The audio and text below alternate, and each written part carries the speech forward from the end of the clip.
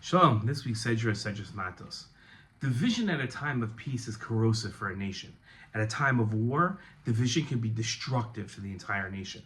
Now, division doesn't just self-generate. It is slowly developed over a time with a poisonous mixture of resentment, ego, and selfishness.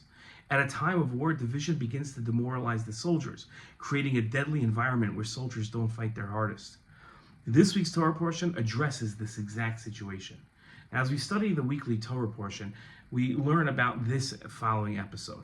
The Gadite and Reubenite leaders came to Moshe, Elazar the Kohen, and the chieftains of the community, and they said to them, Atarot, Dibon, Yazer, Nimrah, Cheshbon, Eliel, Sivan, Nevo, and Bion, the lands that God has conquered for the community of Israel is cattle country, and your servants have cattle. It would be a favor to us, they continued, if this land were given to your servants as a holding, and do not move us across the Jordan. They wanted to stay in the Jordan River. Moshe replied to these tribes, are your brothers to go to war while you stay here? Moshe replied to the Gadites and the Reubenites, are your brothers to go to war while you stay here? How could that happen? That is what your fathers did when I sent them from Kadesh Barnea to survey the land, meaning the spies.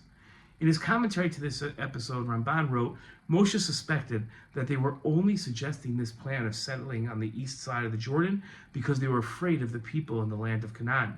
Concerning who the spies had said, we are not able to go up against the people, for they are stronger than we are. Therefore, he told them that they did not trust in God, just like their fathers who did not trust in God and believed the cynical reports of the spies. And therefore, God again would punish them just like he did their fathers by leaving them in the wilderness. Therefore, the tribes answered him, No.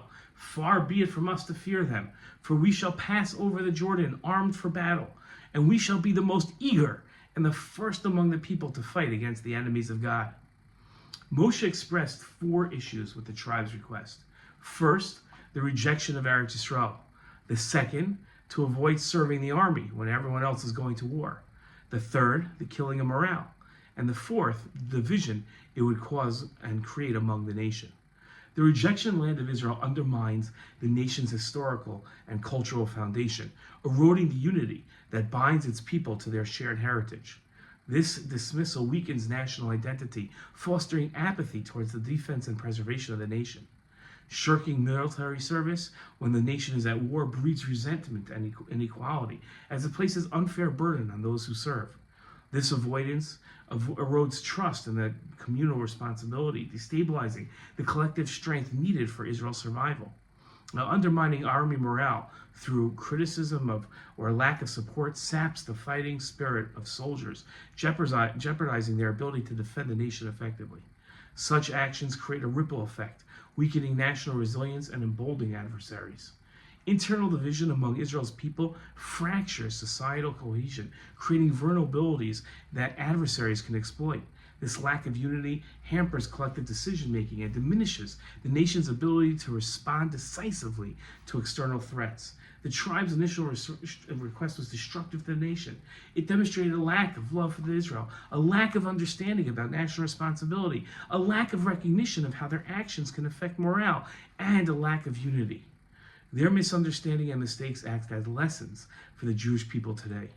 No matter how sensical something might seem, one needs to take into account the effect it will have, not just on you, but on the entire nation. Shalom.